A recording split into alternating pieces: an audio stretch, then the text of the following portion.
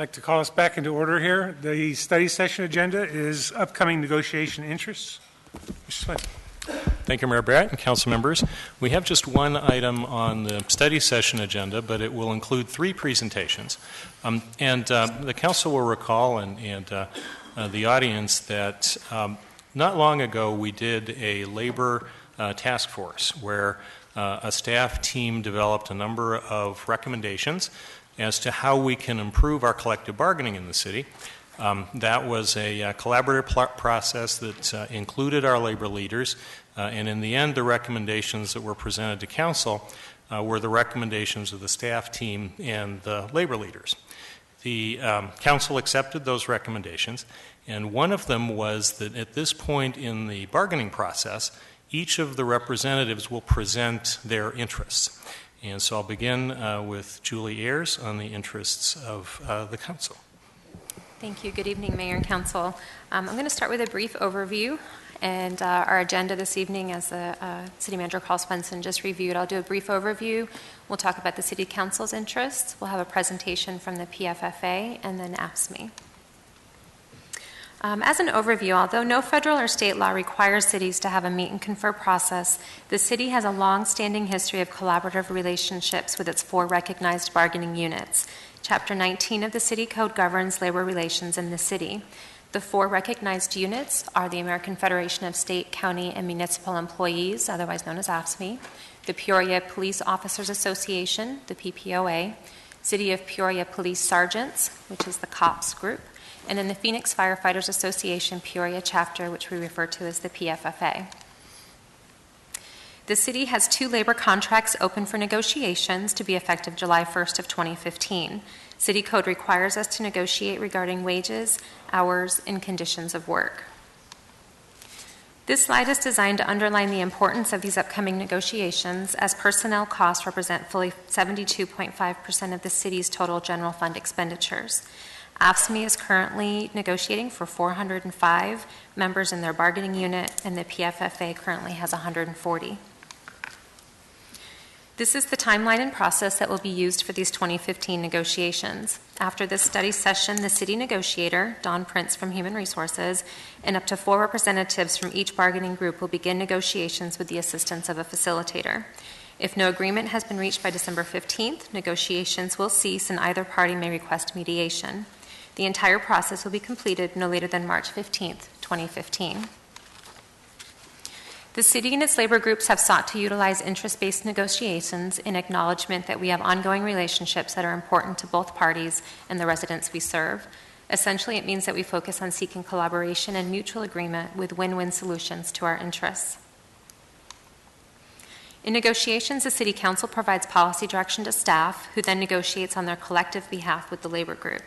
It is important to note that City Code prohibits contact between City Council and union negotiators during this process. And then finally, this slide contains the council interest for the upcoming negotiations, and I thought I'd highlight a few of the areas, and these have both been presented to our labor partners.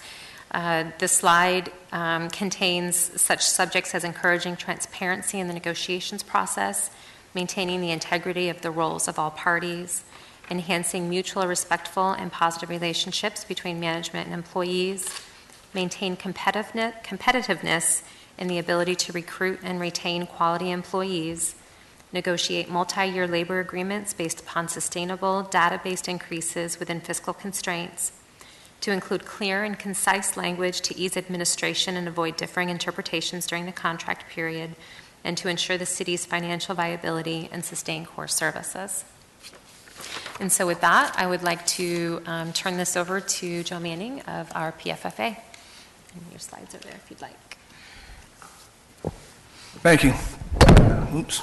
Excuse me. Mayor and Council, in June of this year, we surveyed our members, the rank and file firefighters. We put out a survey. They completed it. We got the data back, and we're going to go over the interest from the rank and file firefighters.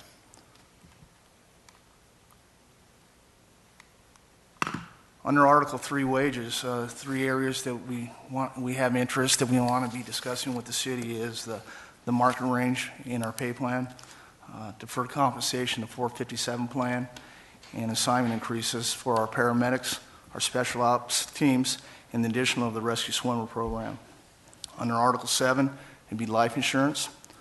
Under Article 8, health and dental insurance. Article 10, working out of class. Article 12, uniform of clothing and equipment and allowance. Article 13, paid and unpaid leaves. 2 additional items would be retirement benefits for retirees and education incentives. Thank you.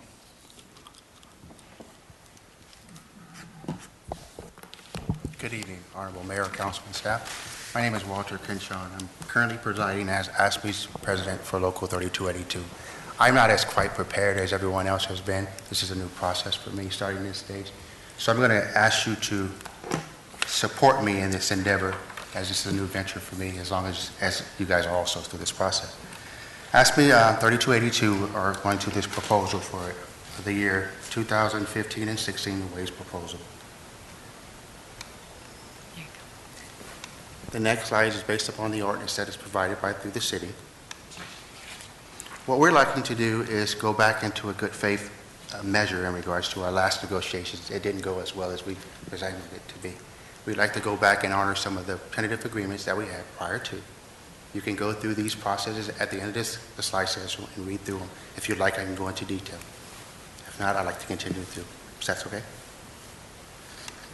Article 7 is also one of the tentative agreements that we prior negotiated during the last year that was pretty presentable to the city's favors and interests. And most of the interests that we have as far as ASME goes is to the interests of the city's and council's interests.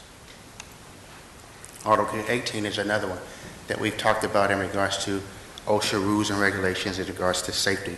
As the city and labor management came to a recognition that we were not abiding by some of the OSHA's rules, we came up with this article to prevent some type of risk endangerment for safety of the employees. Article 13, we realized that we weren't competitive as far as our bilingual speech and our pay throughout the city, so we decided to honor that also in Article 13. Proposals that we have for this current year in negotiation 2015 and 16 are as follows.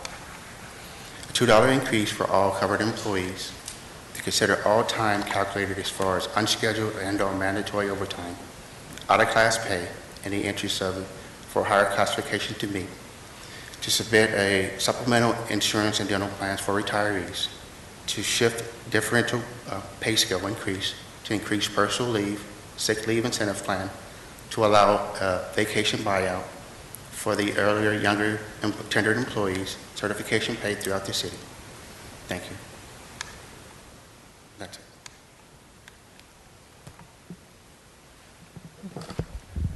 So I believe that concludes the presentations. I think as we all indicated, this was a new process that we added into the code provisions. The intent was so that the city's interests and the interests of the labor partners could be vetted publicly, and now the next step is that we will begin negotiations at the table. You may recall that we will be using a facilitator to help make sure those negotiations are effective and efficient, and we look forward to keeping council updated on the status of those negotiations. Thank you. Questions, comments? Mr. Rivera? I have questions for Joe. Can you put up your PowerPoint?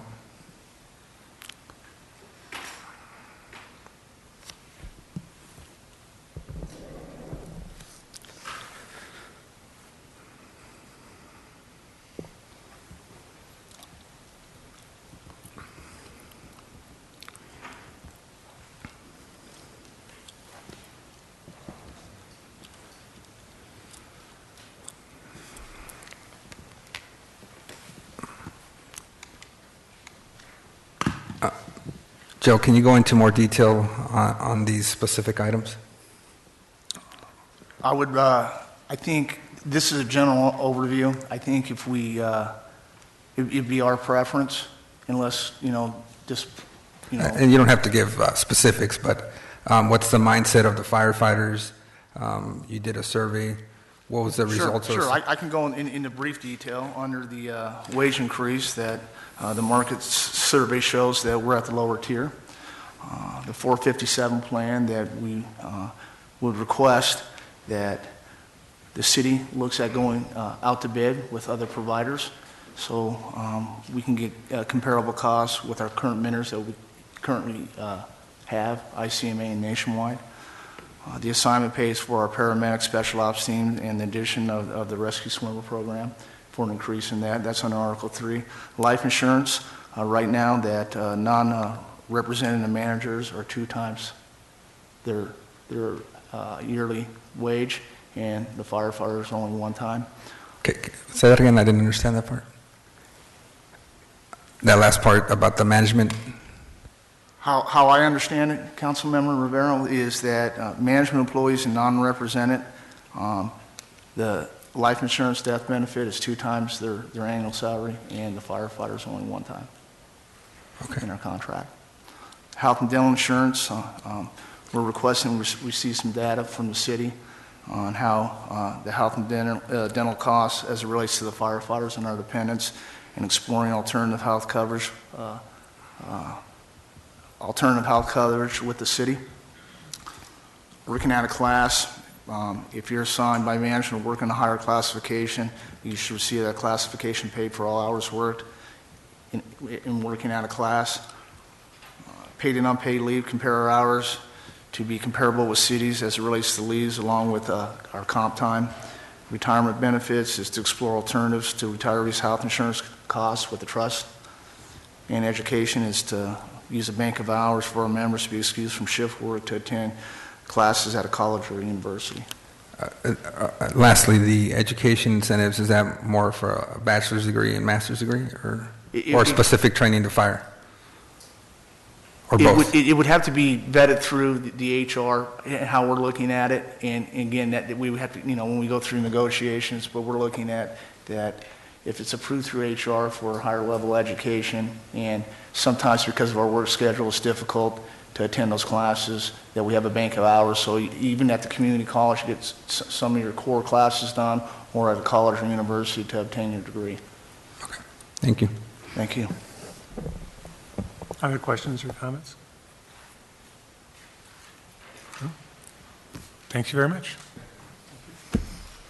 That's all we have for the study session. Okay, we are adjourned till 7 o'clock, regular meeting time.